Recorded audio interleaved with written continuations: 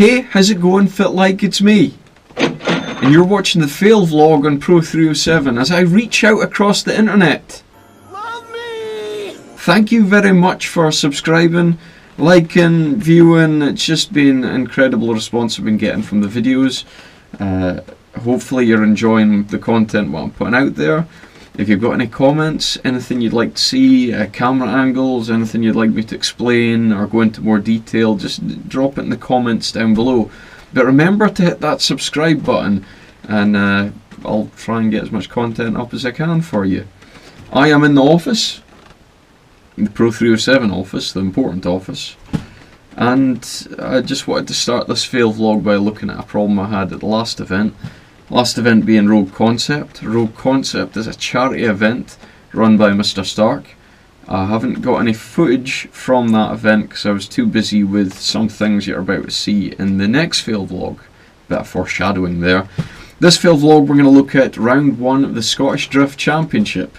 But first of all, let's have a look what I'm doing down here. For that I'm going to go into the spare camera. So I had a bit of an issue at the last round where I felt the car wasn't performing as well as it should. Now, when the car came away from mapping, Matty, who mapped the car at MB Garage, said that be careful, the boost's going to come in really strong, it's going to have quite a kick to it, and it's got really responsive turbo on it.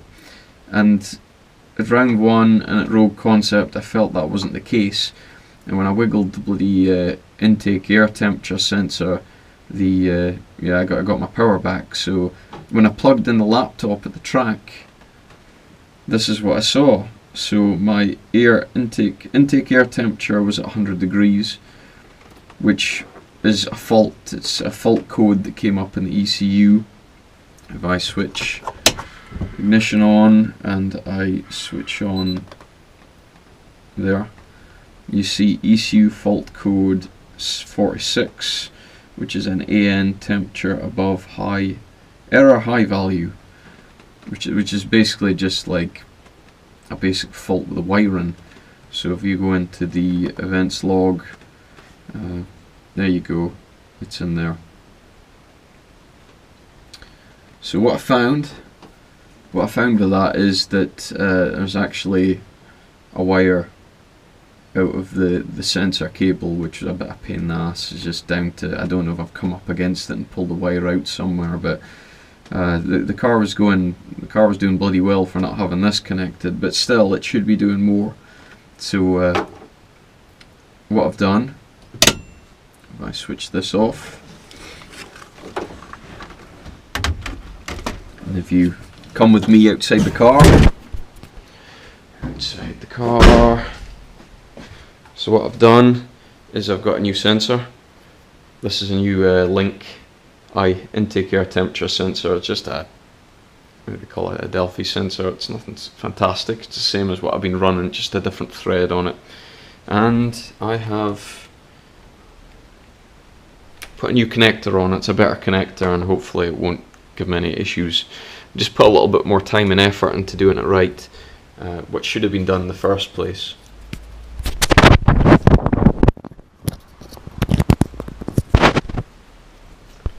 Connected on like that, and let's see what happens in here.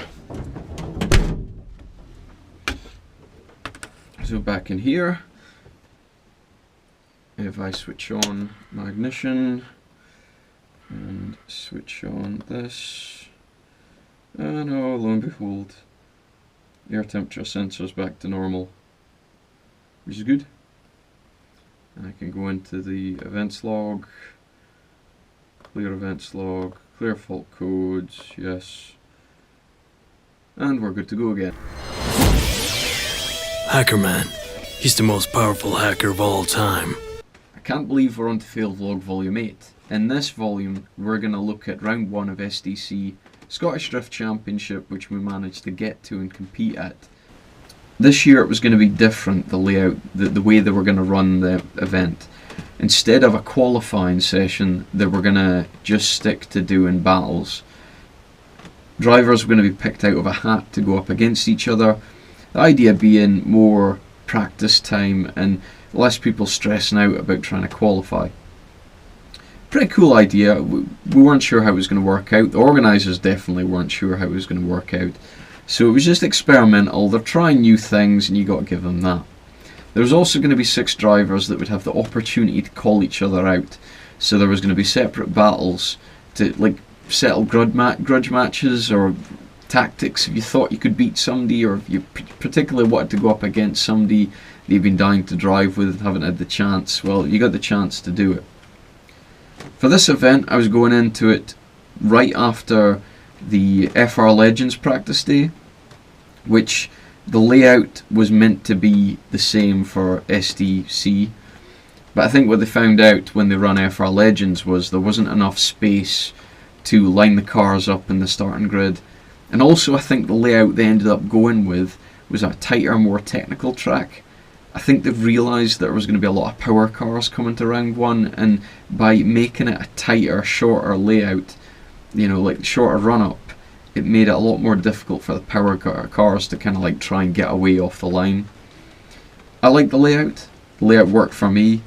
I was running the 354 diff finally. This was the first time I was driving the car with a longer gear ratio, and I lined up for practice and accidentally went into the lead queue. There wasn't going to be any individual runs. Everybody was just going out in pairs. And I don't know what it was, if it was the fact that I was going out in completely different gearing, the car felt different, I was in the lead position, and when I initiated, the car wanted to go straight on, and I ended up like going up the bank.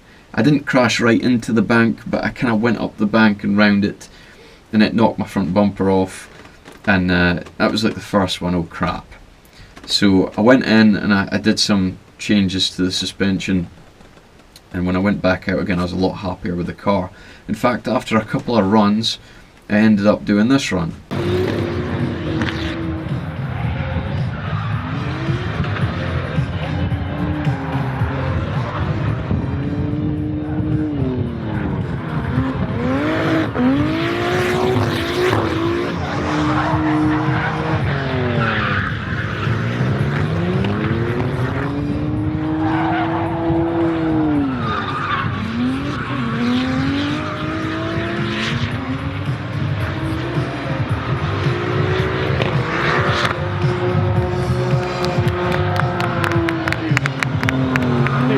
Which I was a lot happier with. I was happier with the way the car was moving through the track, the circuit. I know I was running maybe a bit too much angle, maybe trying to put on the smoke a little bit too much. You need to kind of pull it back a bit and straighten the car a bit and try and get speed out of the car. It's a little tight course, and you need to be able to get the car to sit down and accelerate rather than just spinning wheels and make a lot of smoke. The one thing I was doing wrong in this course out of all the clips was, as we went through the tighter section, I was trying to run a line that I usually run in other competitions, which is a wide line, and I was going so wide that I was making the stretch between the two clips too far away, and I was having to slow down. And I did have an incident with Steve McConnell where he was chasing me, and I went really wide. I went really fast in the corner, really wide, and I really had to step on it to get going and get to the next clip. And I put out a massive cloud of white smoke, and when I slowed down for the clip, he came out the smoke and hit the back of my car. Drive through it. I know it. I know it in my heart. So it was the front of the car bashed and the back of the car bashed. It was completely my fault. He came out the smoke and there wasn't anywhere to go, and unfortunately he spent the rest of the practice trying to pull his bash bar back out and put a bumper on. Sorry Stephen, I apologise. You think I would have learned from that, but I didn't. I did it again in my first battle. So I decided to call out Stephen Black, which is my teammate. Now for a start I thought it was a good idea, but in hindsight it just meant that after that battle one of us was going home, and I felt bad about it going down to the track. So I decided to pick the lead run. I thought I'll go first, and I didn't heat up my tyres or anything. I just went right out the way the car was. I was happy with the run. I've run as good a line as I could. I still went wide through the section I was struggling with. I actually went off the track a little bit. And well, let's not talk about it. Let's show you the run. We'll go over the. I'll show you the run, then I'll go over the clips.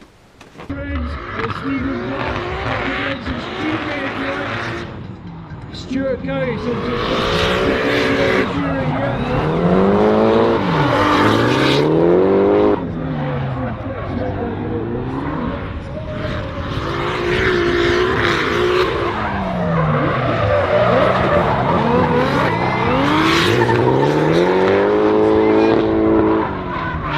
it's not going to cost him the battle. He's rushing it wide again. He's letting Stuart get away from him.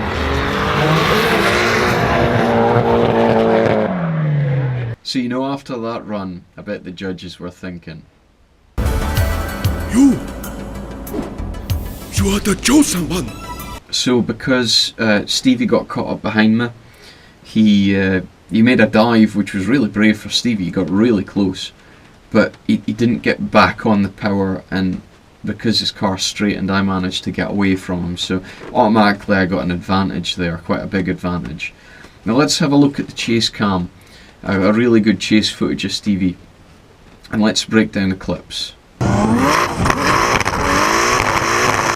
Now getting on to clip 1, I found if I initiated like towards the clip, then swung the back of the car around, it made sure that I got in a really short run up to clip 1. And I wanted to make sure I was on clip 1, so on clip 1 no problem. The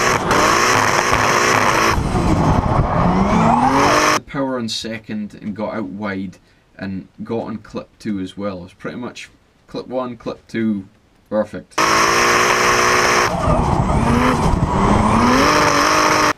Put the foot down and got onto clip 3. Now clip 3, I think I should have shed off a bit more speed. I was trying to get away from Stevie, and I should have put on a bit more angle. Maybe used clip 3 more as like a touch and go. Got on a clip, transitioned the car back, and got the car brake down for going round the next corner.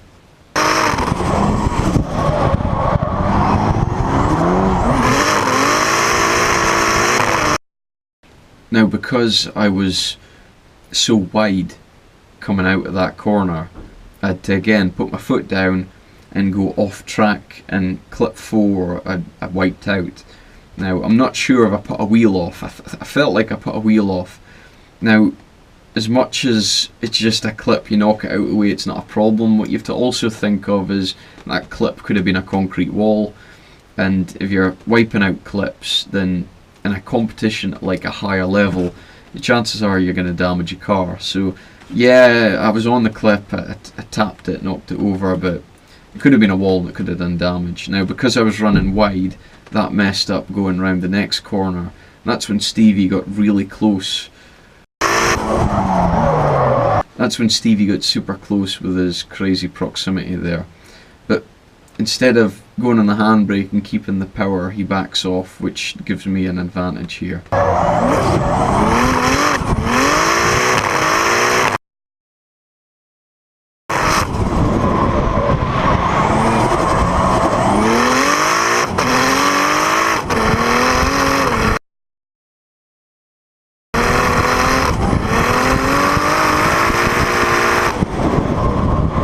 Now I saw Stevie in my eye line coming onto the side of me, but I didn't know that he'd backed right off until I got to the next corner, where I managed to look round and see that he'd fallen back quite a bit. But I kept going through the next clip just to make sure. I put my foot down, and you don't chance anything with drifting, you don't take it easy.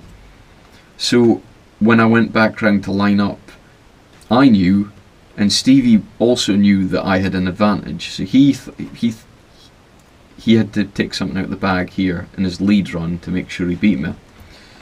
And unfortunately he just pushed just a little bit too hard.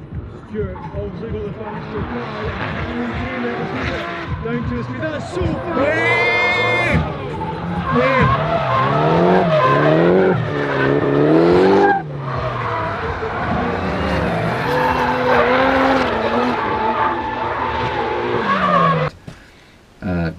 don't know if there was a bit of intimidation with the car. He knows the car, he knows what it's capable of. I don't know if it was a case of because it was up against me, but he felt he had to send it, and he definitely sent it.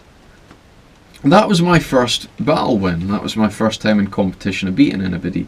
As nice it was, it just meant that I was going on to the top 16 and he was going home. And it's just unfortunate, but it is what it is.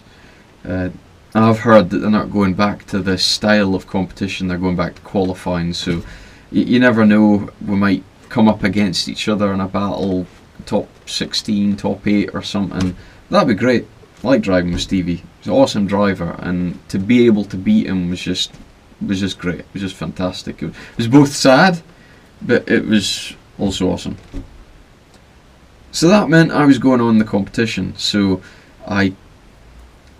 the tyres still had use on them. I maybe should have went and changed tyres, but I knew I didn't have like that much tyres to go in the event if I got any further, so I just stayed in those tyres and went off track, and it was great. I had a bit of time to chill out and watch other battles until it was time for you to go back on track.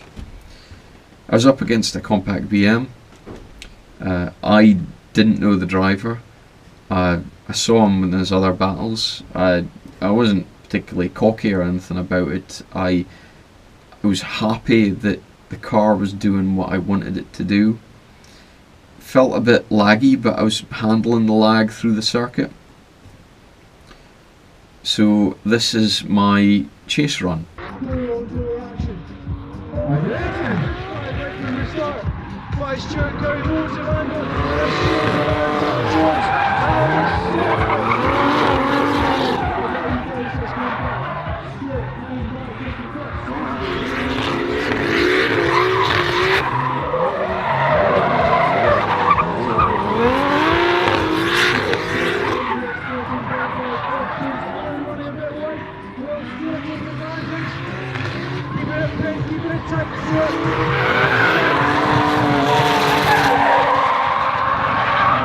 I was really focused on trying to keep an even gap.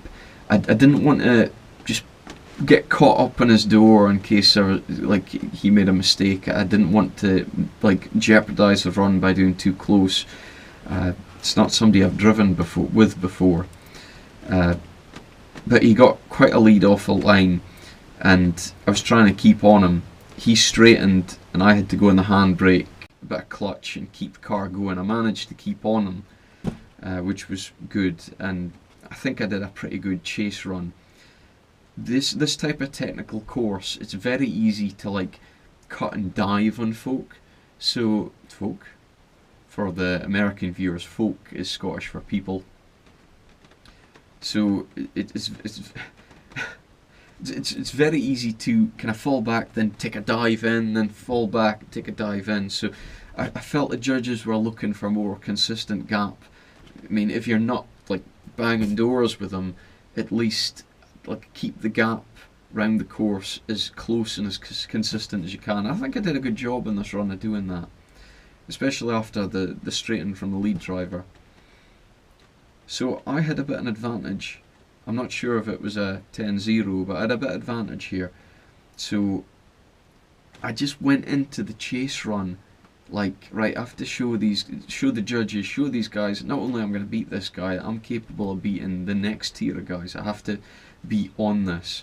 So I got a great launch off the line, and this happened. 14 to the 15 front end, and you can see Stuart is not hanging around. Let's see if we can successfully get around this course.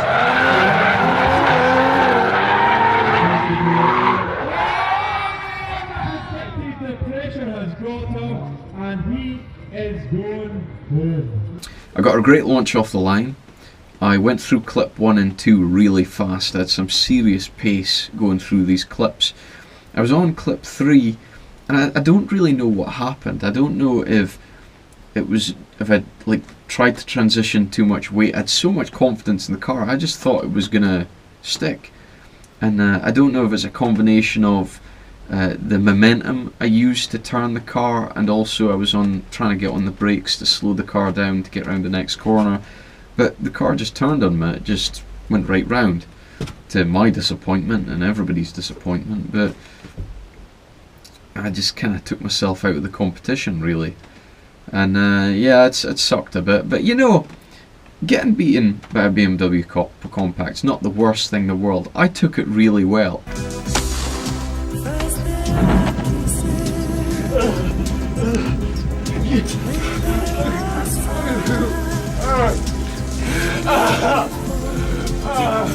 So that was me out of the competition. The other drivers from my area were out. The only person that was still in was Craig Butterworth and his JZ 2JZ powered R32 Skyline, and he was up against Kev K, which Craig's driving was ridiculous for a guy. This is his first time in competition. He was just pretty flawless, but the thing is, with being flawless, you have to be super flawless to beat Kev K. You have to be just on it to beat him. Let's have a look at his runs just now. Big gap to start with. See if he can pull on that. A bit wide for Craig. He's into the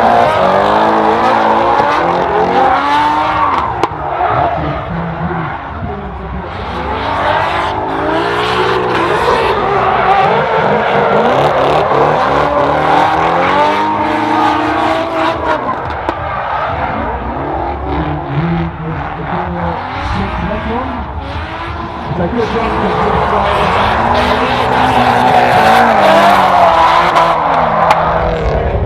Chasing second, so what's he going to do here?